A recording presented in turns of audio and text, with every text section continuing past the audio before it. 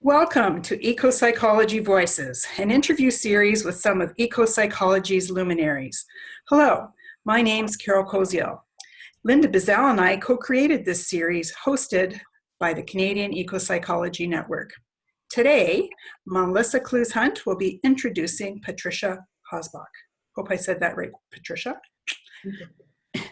And we appreciate Melissa and Patricia joining us and giving us your valuable time and wisdom about ecotherapy. And Melissa, I'm going to turn it over to you and let you do some more introductions. Wonderful, thank you.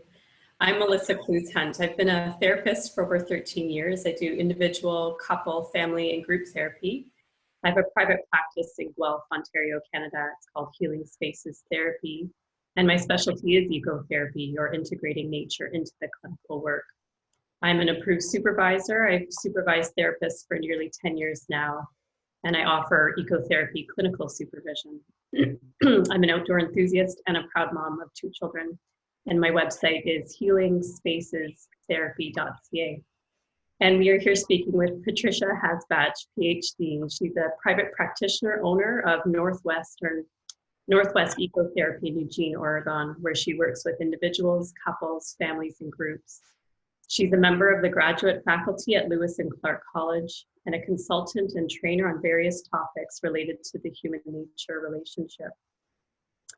She's been a pioneer in the practice of ecotherapy, a method of treatment that recognizes the healing benefits of interactions with nature.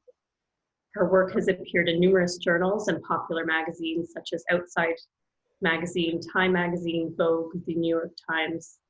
Her work has been cited in Richard Louv's books, The Nature Principle and Vitamin N. She is co-author of 2 books published by MIT Press, Ecopsychology, Science Totems and the Technological Species, 2012, and The Rediscovery of the Wild, 2013. Dr. Hasbach sits on the editorial board of the journal Ecopsychology, and you can find her online at northwestecotherapy.com. It's an honor to be speaking with you today, Patricia. Thanks for being here. Thank you for having me, Melissa. I first came across your work on your chapter of integrating nature into the therapeutic work in the book, Ecotherapy, Theory, Research, and Practice. And I was underlining so much of it because you offer so many practical ideas for how to do ecotherapy. I've heard from a number of therapists that there can be barriers to taking clients outdoors, whether it's a challenge to get to a natural setting, mobility issues, and I appreciate in your work that you offer a lot of ideas for doing indoor ecotherapy. Could you share some ways a therapist might integrate nature inside an office setting? Sure. I think it really can be a challenge for many therapists when they start to think about doing ecotherapy. Because we think, we have to be outside or we have to be doing a hike when we're working with people. But truth be told, I think there's a lot we can do in incorporating nature-based practices right in our office. And when people start to think about it, they are sometimes surprised at how much they really are already doing. And sometimes they can be aware of and see opportunities of what they can do that they hadn't really thought of. One of the ways when I'm speaking to clinicians about how they might incorporate nature into the office is reminding them that ecotherapy and connection with nature is very sensorial. So I ask them to look at their own office space with that eye and ask themselves, what's the client looking at most of the time? When they're speaking with you, what's behind you? What are they seeing? And if it's possible to arrange the office so that they're able to look at an outdoor view, that's wonderful. I've been in my current office space for a little over 4 years now, and I waited a long time to find this particular building to have an opening because I have an office that's on the 2nd floor of the building, and it has a large bank of windows. So when the client is sitting across from me, he or she is looking out at a tree canopy. There's a parking lot below, but they don't see that part. They're seeing the beautiful tree canopy. And I'm often struck how often people will comment, particularly in the spring as the new leaves are coming out, of, oh, how pretty this is. Or if there's a squirrel right there, they'll sometimes stop and observe that while we're having a session, or say something about the squirrel will capture their attention. So what the client's looking at is important. If someone is working in a space that they don't have that kind of a view, thinking and considering adding nature art. And again, what's behind the wall that you're sitting at, that the client will be looking at. In my office, I have a plain wall behind the couch where the client's sitting. So I have a beautiful poster of a rainforest that's behind that couch that I get to look at. And that's important too. We spend a lot of time in our offices. Another way to bring nature into the session is looking at what are the textures and what are the colors that you have in your space. And are there ways to bring that in, bring nature outside in terms of the colors we choose and the textures that we use. So having natural wood, if that's possible, having earth tone colors seem to be another piece we can add. Having healthy plants in the office, and I really always say healthy plants. Sometimes people will talk about going to a doctor's office and sitting in the waiting room, and there's this sort of really sickly looking plant, and it kind of shakes your confidence a little bit, I think. So having some healthy plants in the office can be very helpful. I have a lot of natural elements or items in the office, like stones, shelves. I have a basket there that have those items in that people will oftentimes just pick up and hold while we're talking. I think another piece is that I often tell students, because they'll say, oh, I'm an intern and I get the little cubicle in the back that doesn't have any windows. And one of the things that I often suggest is, what about bringing in some cut flowers with you? So sitting on the table next to me, and again, that's what the client's going to be looking at, I always have some fresh flowers or a live plant that has flowers. And a couple of times where I have forgotten to take it in, or I come in and the plant doesn't look so good anymore, the flowers don't look so good, and I toss them out because they've, kind of died, cut flowers. I've had clients say to me, oh, where's the flowers today? So they notice. And finally, thinking about, again, the sensorial, what sounds is the client hearing? We can have a little water feature in the office, a little table fountain, or even a CD that might have nature sounds with music very muted, can be helpful as a way of bringing nature into the office. Wonderful. Thanks, Patricia. Sure. In your co-edited book, Ecopsychology, Science Totems, and the Technological Species, you say, and I quote, I make the assumption that no matter how removed a client seems from direct experience of nature in their lives, the need is there to connect. It is embedded in the architecture of our species, end quote. And I found, as an ecotherapist, there are tensions in weaving together some of the political agenda of ecotherapy, so the awareness of our interconnection with all of the earth while being client-centered. For example, with a client who may not see the importance of nature connection. And I'm curious for you, in your practice, how might you create space for nature in the work when a client may not see its value? Yeah, that's a great question. And I think one that sometimes puts therapists off in trying to incorporate nature into the work. To begin with, I was thinking about that as a piece I wanted to bring up. I really, for most of my clients, I don't even mention, excuse me, ecotherapy per se. I've had some clients that I've seen over time, and on my office door, it has my name, and then in smaller letters, it says Northwest Ecotherapy. And I've had someone come in just recently and say, what's this ecotherapy that's on your door? And yet we've been incorporating ecotherapy into the work for the last, well over a year. So I don't really find the need to talk about it with some clients. Some clients ask about it, and we'll talk about it when we're going outdoors. I do some education around the research that we have about the human-nature interaction and how it can contribute positively to mental health and physical health. I talk about it that way. But when I'm working with a client, and particularly early on in the process, I think the way I make space for it is much more around the lens with which I'm seeing the client and their issues. So what I mean by that is to conceptualize it when I'm talking with students, I ask them to think about when you're sitting with someone, imagine this camera lens that expands and that you're looking at when you're hearing the client's story.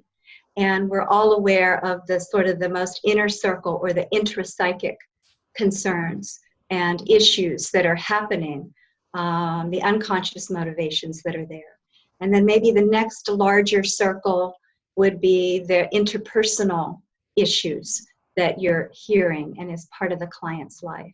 And the next larger circle might be the family system that the client came from and the family system the client is operating in. And then the societal system that we live in, the social system that the client is affected by and moves through. And I think traditional therapy, as I learned, kind of stops at that space, where ecotherapy expands that one realm further to the ecological system that we live in, are embedded in, and are affected by, and we affect. So I think I'm always very client-centered in the work. That's the primary piece. Ecotherapy is one of those aspects of the work I can bring in. And again, much of it is just through the lens that I'm utilizing when I'm working with someone. It's beautiful, really helpful.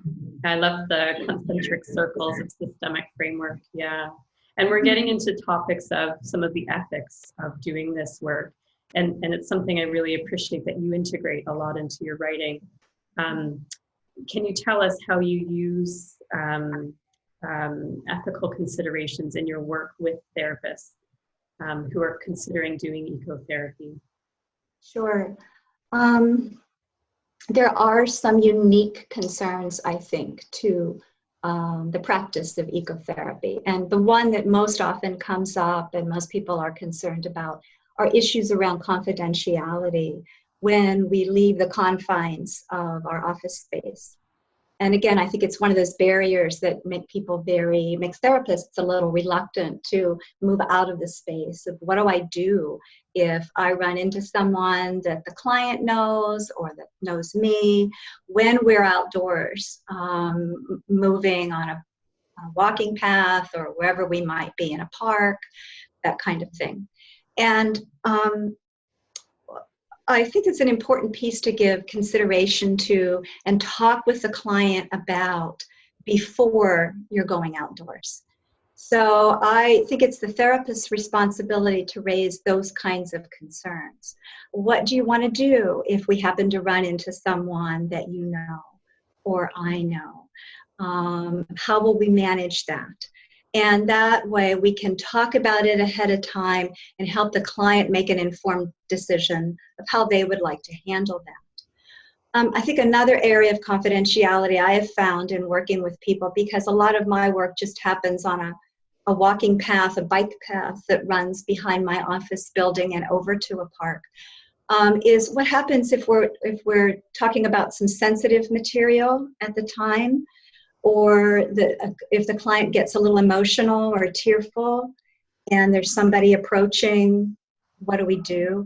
And, I think it's a way to talk about, maybe we just stop right then, we just wait until the person passes, we just pause in what we're saying.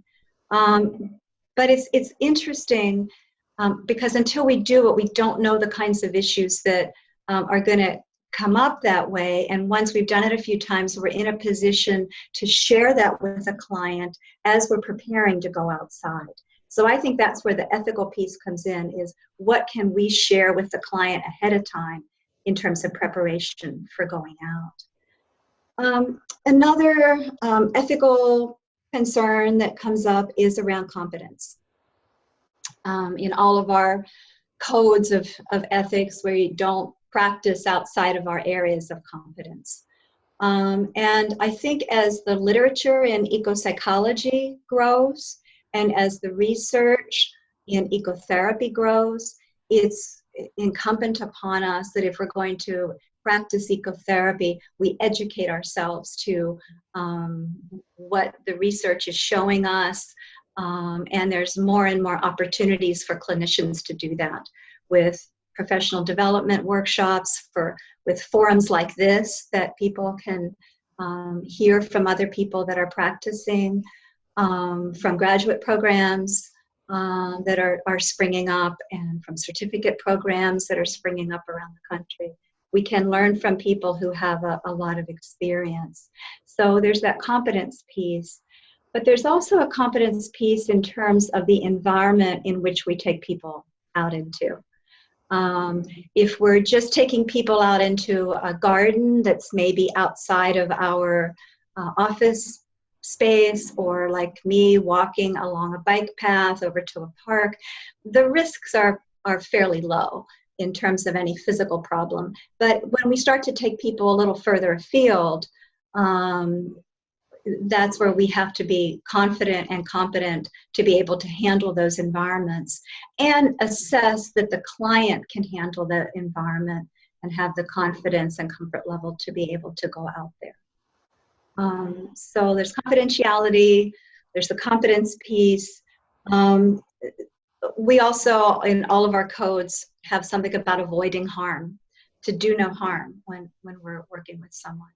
And in the realm of ecotherapy, I think that plays into, again, part of the preparation, being able to ask the client, are there any physical concerns that we should be aware of when we're going outdoors? Again, particularly if we go a little further afield. But it can also happen even going out to the garden or on a walk. I always ask if somebody has any allergies, particularly to things like bees.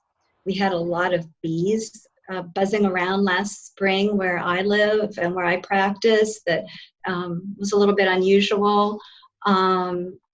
Things like asthma, things like any musculoskeletal concerns we should be aware of. Just having that awareness, but raising that issue for the client to think about. And then when I go, I always go prepared. I carry a really light pack with me that just has my cell phone, a bottle of water. I do have an emergency blanket, one of those lightweight silver backpacking blanket that I take with me.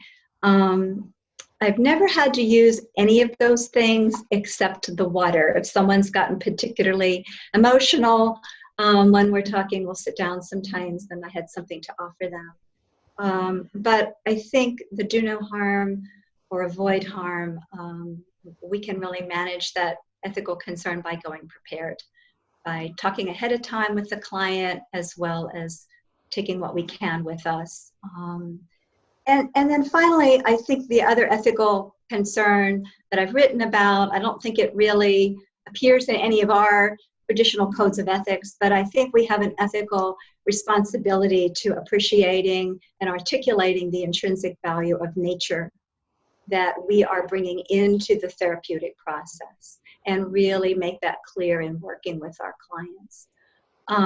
I think in doing that, we are honoring the natural world we're moving out into. We're heightening an awareness for clients, and it often invites the sense of humility and a sense of reciprocity around any relationship that we that we have, including that with the natural world. And to me, that's at a real core of the ecotherapeutic work that we're doing without having to kind of hit somebody over the head with it. Thank you. In your work, Patricia, you speak of nature prescriptions or incorporating nature into the therapeutic work with clients. And when we first introduce this idea with our clients or with others, we're sometimes met with hesitation because at first it sounds out of the norm or unusual. How do you address this with either therapists in training or with your own clients? You know, I have found that to be a really easy piece in terms of, because of the way I practice and because we've brought up questions about nature in the intake process, people aren't so surprised, my clients aren't so surprised when I might give them a homework assignment or ask them if they're open to doing a homework assignment. And I might frame it that way initially of saying it's a therapeutic assignment, but often those assignments involve going outdoors or being in nature or going for a walk and holding some question that they're working on. So it kind of flows. When I'm doing some trainings with clinicians, we're obviously looking at it with a sharper eye, and I'll sometimes talk about it as a nature prescription. And I'm really happy to see the research that's coming out that helps to support some of the work we're doing in terms of encouraging clients to do some of these nature, whether it's a nature walk, a contemplative nature walk, or just spending some time in their garden or attending a flower box or those kinds of things, to be able to address some issues of anxiety or depression or some of the things we see people coming in with. And as I think, again, as the body of research is growing, it's giving us some best practice guidelines of what can be even more potent for the particular client and the particular issue that they're working on. So this is a bit more of a specific clinical question for you, and I see that you work with couples and families. What are some outdoor experiential or practical kinds of things that you've done with folks outside? Couples are really interesting to work with in this way. I often will ask couples earlier on in the session or earlier on in our work, how they met and what were some of the things that they did when they were dating or before they had children or early in their relationship. And like most of us, they probably did things outdoors. I'm in the Pacific Northwest, so people do a lot of hiking, they do a lot of snowshoeing and skiing and kayaking, and so people will often talk about those kinds of activities. And then I might say, when's the last time you did that together? And it is helping me learn, when I ask that question, it helps me learn about how they have connected as a couple in the natural world and inviting them to do that again. And it might be a bit of a challenge if they're in the office seeing me and they've had some difficulties in their relationship. But it is a way to reconnect with a part of the relationship that they may have let slide or haven't made time for. Another exercise I like to do with couples, and this is something if I'm accompanying them outdoors, I will and it's a bit of a trust issue too. I will ask them if they would be willing to go gather a couple of items in nature that being aware of the textures or the smells or whatever of an item that draws them. And maybe ask them to bring back 2 or 3 things, and they're kind of hiding that from their partner. And then I ask them to just sit together and introduce that to the other person while the other person has their eyes closed.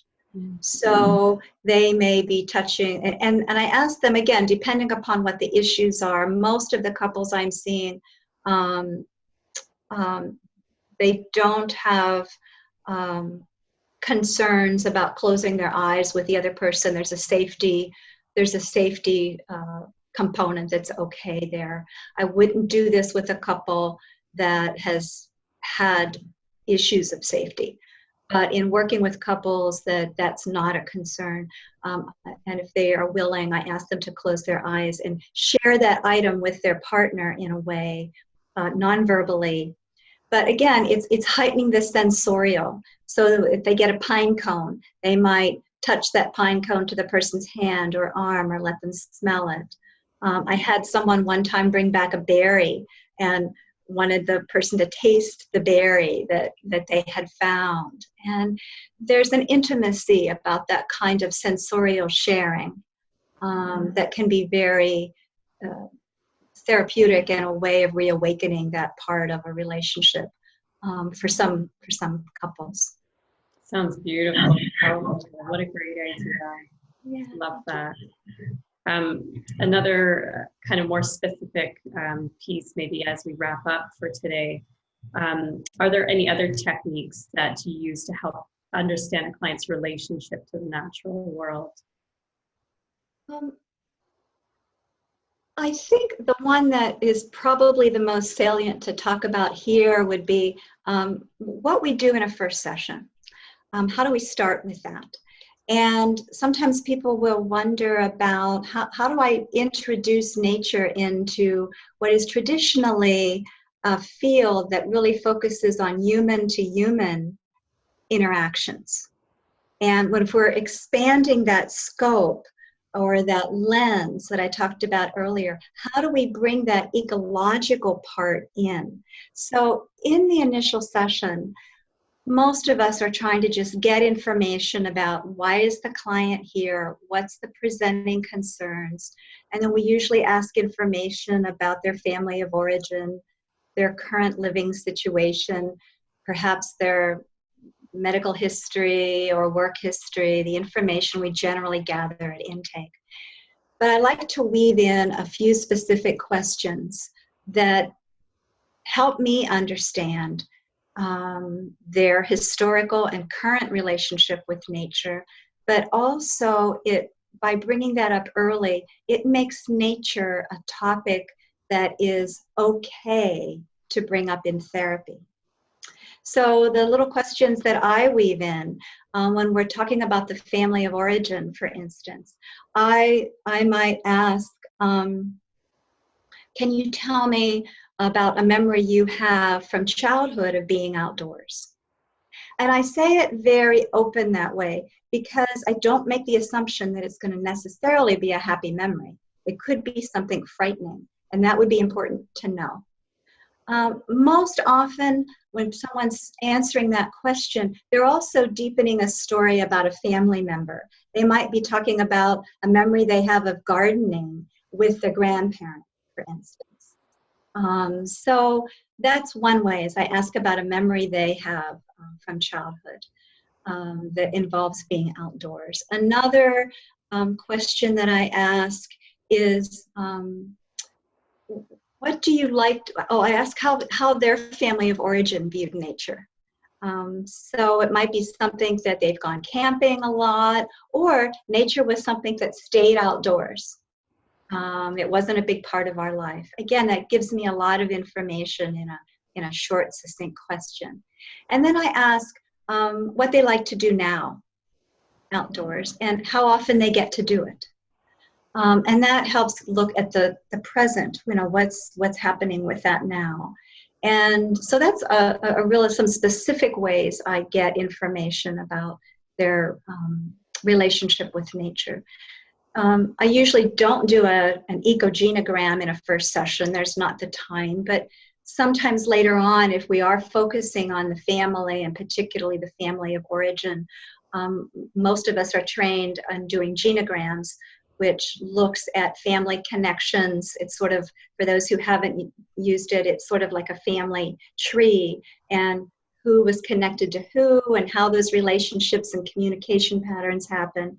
And an ecogenogram is very similar to a genogram, but it adds other elements like perhaps animals in their lives, perhaps pets, and perhaps even natural features and landscapes where they grew up. So the influence of the river or the influence of a mountain or a lake.